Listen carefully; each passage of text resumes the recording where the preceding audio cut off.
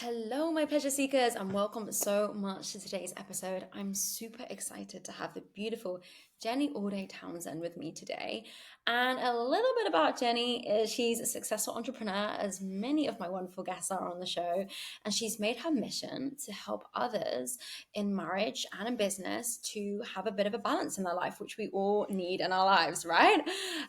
She's very honest and real. So she's had her own struggles on both sides of the coin, and she's really here to help people develop better love, better relationships, and better partners in themselves and their businesses, all through communication, which I know we all want to hear more about. So, Jenny, thank you so much for joining me today. It's an absolute pleasure to have you. I'm excited to be here. Thank you to all the listeners for tuning in today. And hopefully, I can inspire you and encourage you to take ownership of your life and do you at the very best. Oh, thank you so much. So, can we have a little bit of a backstory then of how Jenny is how she is today, right? What got you into this field of work of wanting to passionately help people? Yeah, so I'm Jenny Townsend. I live in Sarasota, Florida. I'm 42 years young. I am happily married. My husband and I just celebrated 10 years of marriage. Both of us were both born and raised in our hometown. We both moved off after high school and went to college, but made it back here. And we met playing kickball on a Friday night many years ago. So I grew up on a farm out east, and I grew up doing 4-H and soccer and BMX racing. My parents invested a lot of time, energy, and money into us and got us involved in so many activities, which developed a lot of great leadership skills at a young age, social skills, confidence, and really just poured their heart, energy, and soul into us so that I could be who I am today. And I am an entrepreneur. I've always wanted to work for myself. My parents owned several companies that I actually worked for as well. Anything from window cleaning to hay businesses to pressure cleaning and many other things. So I was brought up that my work ethic was my value, and I have learned throughout the years that there's way more to life than work. And so I'm excited to kind of share more of that journey with you all today. Yeah, wow. That's super unusual, I think, to have entrepreneurial parents. I've not actually come across many people that have had that kind of blessing in a way. You know, my entire dad's side of the family are entrepreneurs. So my dad is one of five, and I am one of 17 grandchildren. And I would say the majority of us all have their own businesses. Wow, that's crazy. Okay, so you were saying obviously you learned kind of maybe the hard way or the challenging way that work wasn't everything. Like, what kind of happened for you that made you realize that? Yeah, my husband and I have been married, like I said, for 10 years. We had some issues early on in our marriage. And through that process, I really learned how different our childhood was and how we were brought up to feel love and be nurtured and be cared for. And when I said like the value of me was based on my work ethic, that's truly how my parents valued us and really raised us. So if we were working hard and we were contributing, we were doing a good job. My parents weren't nurturing as far as like reading us bedtime stories or, snuggling with us and saying, I love you. And there was, we were not very affectionate at all. My husband, on the other hand, he was brought up in a home where his mom was a teacher, so she was very nurturing, very loving. She read books to him. There's a lot of love and affection. And when my husband and I first started dating, his family would like want to hug me and tell me they loved me, and I was like, "Oh my God, please tell your parents to stop." I felt so uncomfortable about it. And, not a lot of that made sense until like our debacle happened. And 5 years ago, well, let's back up. 8 years ago, I started a company, and I had worked on that game plan for 7 years. And I finally got to the point where I was able to launch the company. And I started happily married with just so much potential as far as like my own worth and everything. And quickly that company owned me. It owned all my time, it owned all my energy, and it became my love and my passion and my everything. And I think that tends to happen to people that own their own companies. They put the entire selves into that and they forget about the people in their lives, and they lose focus. They forget that they're married. And that's kind of what happened to me. And several years into my company, I realized that my husband was having a relationship with a coworker.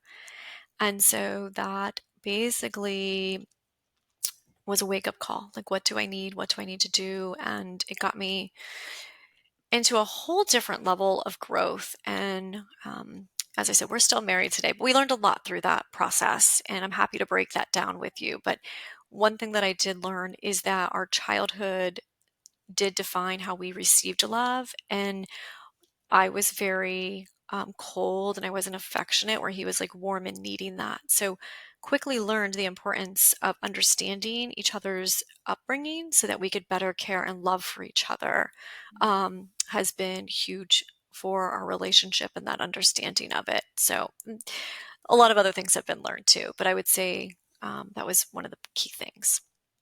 Wow. So, how did you realize that he was with someone else and spending time with someone else? Yeah, so I was working most nights until 7 or 8 o'clock at night.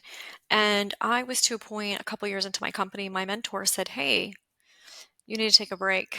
You're drowning. Your marriage is most likely drowning. Your company is drowning. And if you don't stop and take time out, everything is going to be dead in less than 2 months." And so on December 1st of 2017, I decided to walk out of my business. And I left my business with an 18-year-old that I had just hired 2 months prior. And I said, "I'll see you in January." And I started noticing, like, when I was home, like, my husband wasn't getting home till really late. And I kept texting, like, "Where are you?" And the writing was on the wall for a really long time. I had speculated it, but I didn't want to fight about it. I was just like, whatever, I don't care. I really genuinely did not even care at that point because I was so focused on my company and my life and, my flying high on my own kite. So then, within a few months, things like really were out there. And I got sick because my body finally had time to shut down, and I started watching This Is Us. And if anybody's seen that show, it's a huge tear breaker. But in one of the first episodes, it's all about them having a baby. And I never wanted a child. I did not want my life to be living for children and soccer games and tutoring and all that like my parents did for me. And I went to the grocery store and I was like, okay, I'll have a baby. Maybe that will fix everything. And I pulled up Google Maps and I found my husband in a parking lot, not where he was supposed to be. And through FaceTime, he then told me where he was and what he was doing. And that's how I discovered everything that was happening. And it has been 5 years since the discovery. And it has been a journey. There's been lots of ups and downs. But, I could have played victim and I could have pointed fingers and I could have ended my marriage, but I've spent the last 5 years looking within, taking ownership, finding out who I am and what makes me happy, and really just focusing on me. And my husband did the same thing during this time frame. And through our own journeys of self discovery and self worth and therapy, we were able to find forgiveness for ourselves and then for each other, and then be able to mend our marriage and make it the most beautiful relationship that we could ever imagine it would be. And during those 5 years, were you together or you took that time out separately yourselves? So for the most part, we were together. You know, we owned a home together. So he would move out for a month and then I would move out for a month. And then at one point, I was like, okay, I really am done. So I moved in with my aunt. And it was right around the time of like my birthday. And I was staying at my aunt's house, and my cousin has the same birthday. And so my aunt was like, I really need you to move out because your cousin is coming to stay for her birthday. And I was like, oh, okay, well, what am I going to do? So I called my husband and I said, I'm actually going to have to come home for the weekend and you can leave. And he's like, I'm not leaving. And I don't know, we just spent a lot of time that weekend talking. And then I, like a month later, ended up moving back home and we sold our home. and which is kind of stinky now because with COVID, all the prices went up 1 year later. But anyways, we sold our home much quicker than we anticipated. And at that point, we weren't really ready to give up. So we got a condo downtown that was a one-bedroom apartment. So if it didn't work out, one of us could stay living there and the other one could move out. And so we sold our home, moved into the condo, and it was like being on vacation. And thank God for that one-bedroom apartment. It saved our marriage, and we were able to date, and we were able to have conversations, and we both just at that point just like decided to make our marriage a priority and give it a go, like 100%, knowing that it may not work out and one of us would be leaving. But it was amazing, and we lived in that unit for 4 years, and we just last month bought a house and now are starting over fresh again, and doing a lot of nesting and a lot of things like that. So but we spent some time apart, and then we traveled some, and it was a roller coaster. There was a lot of highs, a lot of lows, a lot of tears. I threw a lot of wine glasses at my husband. um, Now we drink a lot of wine together. So it's once you discover that it is huge, you break the trust. There's a lot of betrayal. But at the same time, I think if anybody is maybe going through that that's listening, more than likely you're suspecting it's happening, or maybe there are some signs.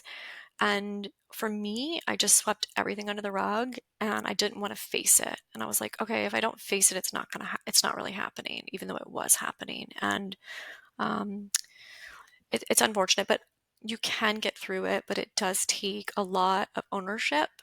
And I would say that I really had to acknowledge my role in it as well. My husband had an affair with another person, but I had an affair with my career. And I think if that you look at it from that standpoint and take ownership and acknowledge your role, you have a better chance of making it work instead of like playing victim. So that would be my advice if you are going through the same thing.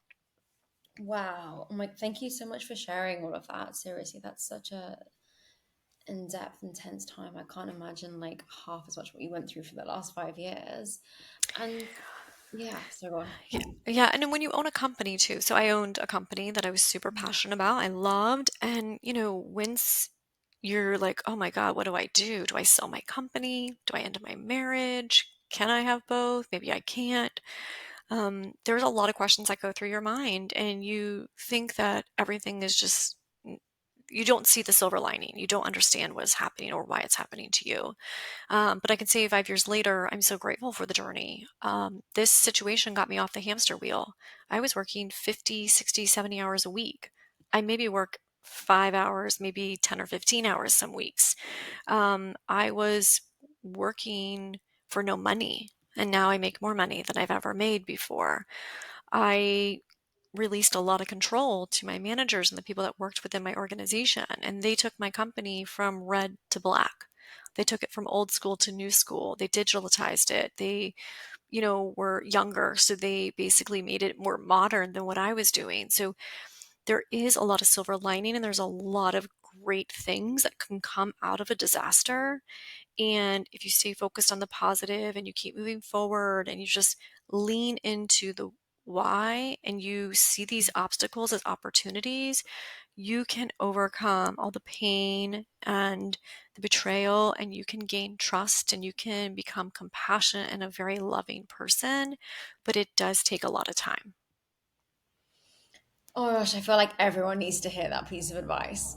Like a lot of time. Because why do you think we're so in this place where we need to rush everything, you know? Like I don't know many people that would have had the patience for 5 years to continue with that. Yeah, I definitely always encourage everyone to avoid rushing decisions. Um, I have a couple friends that are going through similar situations right now, and some of them are on both sides of it. And think about how many years you spent in denial, how many years you spent unhappy. So it could take that many years to rebuild. And I would rather say, you know what, that marriage that we had failed. And some things fail, but you learn so much through failure. And Mhm. I think if you can focus on what have you learned and how can you grow and how can you use that knowledge to better yourself and better your marriage and better any relationship, it can be so amazing. But definitely, I would encourage people to avoid rushing decisions, avoid having to know all the details, avoid trashing your spouse on social media, avoid negative social media. There's so many things that you need to avoid, and avoid triggers. So there's a lot of songs and a lot of artists that I cannot listen to. Even 5 years later, Sam Smith cannot. I have to always say fast forward. Ed Sheeran, I even went to an Ed Sheeran concert and a Sam Smith concert. Huge fans prior. Cannot. Those are CDs that I found in his car that were gifts from her. I cannot listen to those songs. And 5 years later. So I Mm. have to avoid those triggers. And if I am triggered, I have to go back and say, Jenny, where are you today? Focus on the present. Focus on the love that you have with your husband. Focus on the relationship that you have with your husband. Focus on how much you've grown. What an amazing woman you are. Like, Mm. I literally have to have so much positive self chatter at that moment when I'm triggered and avoid all the negative emotions and thoughts at that time.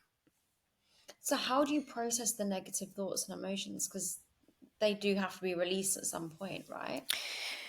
It's really like a mindset shift right then and there. So when I have a negative thought or negative emotion, I literally have to take a deep breath, maybe two or three, and I really have to bring myself back to the present moment of where I am, who I'm surrounded by, and who the person I am today, and who my husband is today.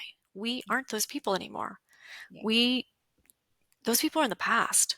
So it's really about just taking a couple deep breaths and focusing on the present and what you have to be grateful for and all those positive things.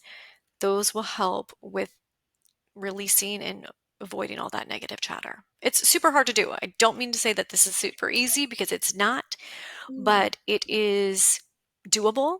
And it's really a mindset shift. And you really just have to take ownership of like, how would you want to feel in this present moment and make that your priority? And I want to feel loved. I want to feel happy. I want to feel amazing. And if you focus on those things, you'll be able to overcome all of that negative energy and feeling. And how did you manage to shift out of that then? Like I can imagine the first transition of you going back with your husband. Like I can't even imagine like the I don't know all the emotions you were going through. Like how, I a mindset shift. Like what? That's must be climbing up Kilimanjaro kind of thing. You know? Yeah, so it's a journey. I will Wow. say that I was not like this the first year, maybe the first 2 years. It took time Mm. and it took a lot of focus. And it took my husband reminding me, I love you. Focus on me now. Focus on the relationship we have now. So my husband was a huge support system, which obviously I can't say he created the situation because it was created by both of us. We co-created that relationship that failed. And we both played different roles in it. But he was always like, I love you. Focus on who I am today. You are my everything. We're soulmates. Like really. So he really helped in a lot of that. And I did a lot of therapy. And when I say therapy, I did a lot of sound bath cleansing. I did crystal healings. I did a lot of meditation. I did a lot of communication therapy, like classes and courses. Mm. And I really just needed to discover who I was and like lean into that. And that really helped with a lot of that mindset shift and really owning the story and moving forward and knowing that I didn't want to be in that mindset forever. My parents got divorced. Not just once, but twice. And they were both because my mom had an affair. And so my first time I was in sixth grade, and the second time, sixth grade, my mom moved out because she was having an affair, and my parents got divorced. My mom moved back in my freshman year of high school because of my siblings and I. She felt it was best to come home. And then my senior year, she had another affair, and then she moved out. My parents got divorced again. And my dad hated her. And for the past 25, 28 years, my dad has carried that hate and that resentment, and he never forgave her. And he's very cold hearted, and he was missing out on so much time with our family because they could not be in the same function. Like, coming, the only time they were together was for all of our weddings, and that was the only time. And they had to be in separate sides of the room. So I just looked at my father and I was like, I do not want to be that person. I do not want to carry hate. I don't want to carry that burden. And he said to me when this all happened, don't let the hate take over. Because once the hate takes over, you will never be able to get it out of your body and your mind. And I hung on to that. And I am not a hateful person, and I don't want to be cold hearted, and I don't want to hate anyone. I want to be loving, and I want to be compassionate, and I want to be all things that are beautiful to me and to others in my world. So I think just hanging on to that and focusing on that really helped with the recovery as well. Wow. Isn't that crazy? Like the pattern of your family, how it reversed, and then you had that in your own marriage? Yeah, so I mean, it's super common. Like, that was another thing when I was going through the whole speculation. No one talks about their marriage. No one talks about its failing or their insecurities. We all post beautiful photos that we have annually on social media, and I wasn't silent. I didn't go on social media, but with my close people, or if I was at a function, I would share what I was going through because I wanted to connect with other people that were going through it. Mm. The people that I did share it with that had never been in my shoes before were very judgmental. And they were like, you could never do that. I would never forgive. I would be out so fast. And they're so quick to judge and say they would not do those things that I was doing. So I had to connect with people that were in my same shoes. And what I learned is if you could make it through this, you will have a beautiful marriage. I hung on to that and I continued to surround myself by people that had been in my shoes. It was very hard to find those people because everyone is so hush hush, but it's super common. Like inner inner office affairs are super super common. If you think about it, how much time you spent at an office with somebody, you all are understanding the struggles, you're all under the same stress, you're under the same deadlines, you spend more time there, and those people don't know the true you as far as all of your faults. They just see certain things, and it's super super common. And it's really, really unfortunate because a lot of the employers are aware of what's happening within their offices, but they don't say anything and they don't put it to an end because more relationships that are happening within the office means those people want to be at their office and at their work more because they want to be with that significant person because that's the only place they can be present with that person is at their office. So it's not discouraged like it should be because the fact that they're working more hours and they're there more often. So it's very, very common. So if you think it's happening, I would encourage you to throw out the fucking rug, get out there, ask the questions, and fight for your marriage if that's what you want. And if not, go to counseling or get an attorney and start developing the exit strategy. And when Mm. I say develop the exit strategy, get your ducks in a row, start saving your money, start figuring out what you're going to do after you leave, and really make sure that that's what you want to do and have clarity. I know a lot of women that have left their marriages because they couldn't do the work that they needed to do for themselves, and they are still unhappy and they are struggling. And they say to me, I really wish that I would have did what you did and taken the time and not played victim and not pointed the fingers and figured out a way to make it work. Because you can have a beautiful marriage and you can have a super successful relationship even after something so terrible happening. And what did your husband stay at the same company? Like, how did that kind of dynamic change? Oh, well, that's funny. No, he did not stay at the company.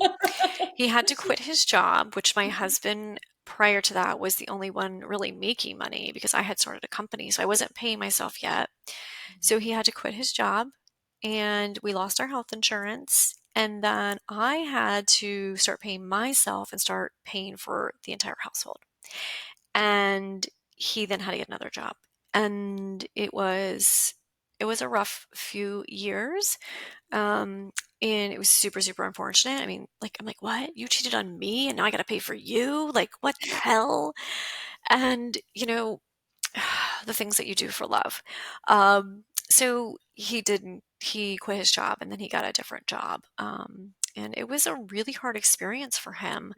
Men like to be manly and they like to be the man of the house and like to make all the money. And it's like we'd go out to dinner and it was like I was paying the tabs and I was doing this. And so it was really not a good time for his mental health either. And I will say it took him longer to work through this than it took me, because he had to quit his job and he was ashamed and he was suffering from depression. And there was a lot of other things that he was struggling with. Plus, not only did he break my heart, he broke this other woman's heart. So he's now like feeling super guilty. And she thought that he was going to leave me and they were going to get married. And so he had to, and then he had the loss of her, and he was in love with her. So it took him a really long time to get through that, like probably 8 or 9 months for him to get over her. And then he had to deal with me. Then he had to find forgiveness for himself. Then I forgave him. And then he was like, it was a journey. Wow.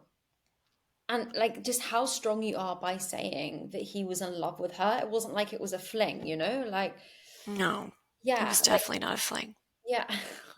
Um, so you've obviously channeled this in your pain into your purpose, right? Which is the best thing you could ever do, anyone could do.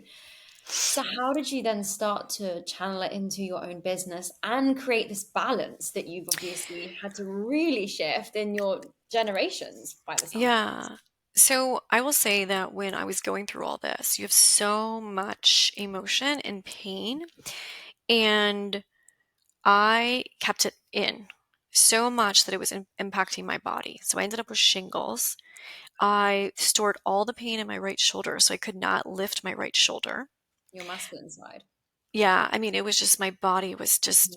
failing me, and it's because of my mindset. And so I Mhm. started going to acupuncture and I started doing kinesiology and I started doing all these other things to heal my mind so that my body would heal. And I call her my doctor.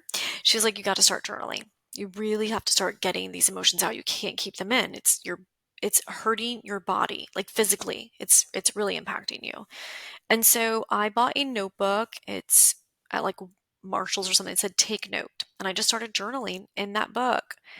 And I spent time doing that. And then it kind of just morphed into like, oh, wait a minute. Maybe I'll write a book about this. And Mhm. so then I wrote a book and I had like 25,000 words and I went to an editor and she's like, yeah, you only have half of a book. You need to start a podcast. So what if you started a podcast and then you would get ideas and you would have conversations with all these other people and it would be very therapeutic from you. And then who knows what's going to happen. So essentially, I then came up with this concept called Stroke It. And it was inspired because somebody else was stroking my husband mentally, emotionally, and physically. And so then I kind of leaned into, oh, wait a minute. I had bosses that really did a great job of stroking me. Like they validated me, they appreciated me, they, you know, invested in me. And then it was like, oh, wait. So this whole Stroke It concept came about. And so I have a podcast called the Stroke It Podcast. And it's all about stroking key individuals in your life. So yourself being number one, then your spouse or partner, employer, not physically, employees, and friends and family. And then it just kind of goes on from there. And so we got the podcast, and then I've got the book, and then I'm in the process of writing a book. And they're like, oh, well, you should channel this into helping more people and make it more of a guide. And so it's become this amazing project, which started as a journal to help release emotions. And basically, I just have now made it my mission to help people take ownership of their life and their happiness and look within before they look at others. And for those that are struggling in their marriage, I want to provide clarity and peace, and I want them to exhaust all areas to mend the marriage before they end the marriage. And so it's challenging though, because a lot of people don't want to talk about their marriage as failure. They don't want to accept it, or they don't want to be like, yes, actually, I should be in that class. So it is challenging. You have to like take ownership first. But yeah, it's super exciting. It's super empowering. And my goal is just to help as many people and let people know they're not alone, because I felt super, super alone at that moment. Especially you don't want to be like airing your laundry out to everybody. So it's a super private time and a time that you really need people. And how did you start to actually trust your husband again and vice versa as well? Like, that's huge. Yeah, so I mean, the trust took time.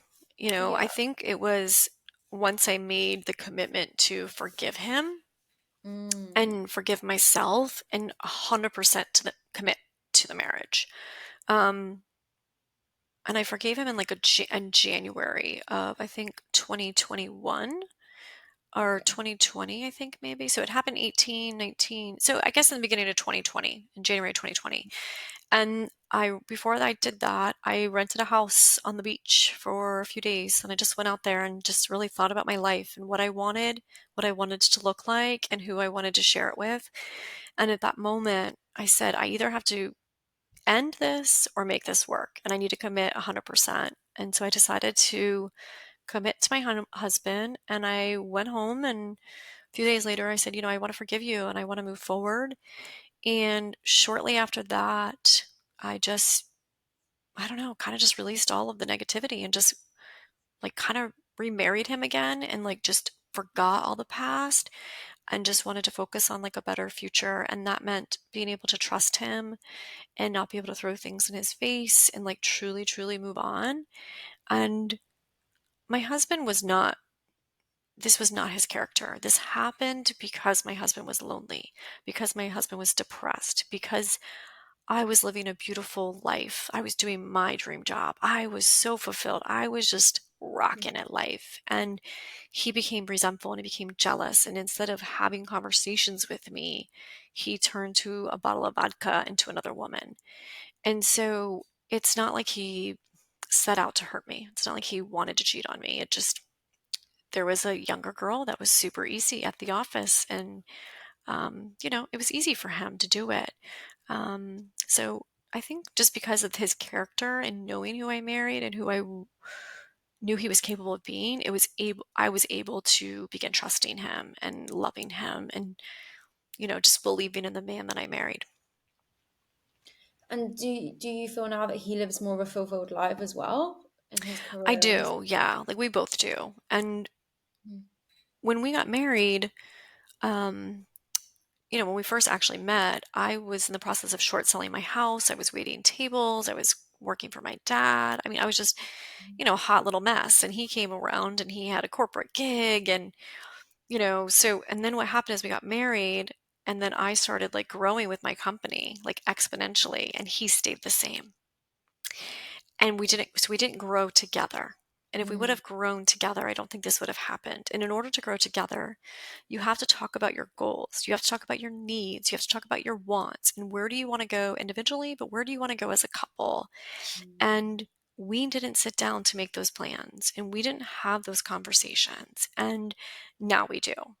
And we have a lot of joint businesses together. We have our own companies that we both run simultaneously that neither one of us involved in.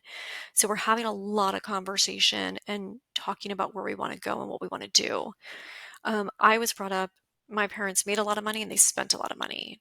His parents made little money and they spent no money.